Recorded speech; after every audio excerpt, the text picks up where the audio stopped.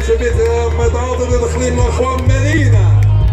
En daarachter Philip Gezel uit België afkomstig met zijn gele helm. Hou hem in de gaten. Dit is het team Orange Gas Technion spelend in het rood.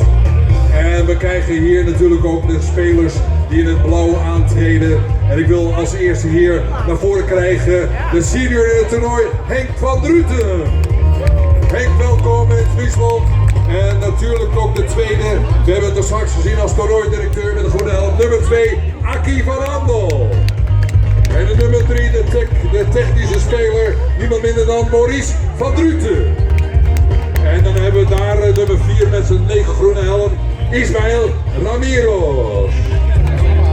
En de 2 scheidsrechters onder andere Miki Lagos en zijn compaan. Moet ik even kijken wie dat is? Daar komen we nog op terug. Ja, maar even uitzoeken. Maar de scheidsrechters zijn herkenbaar.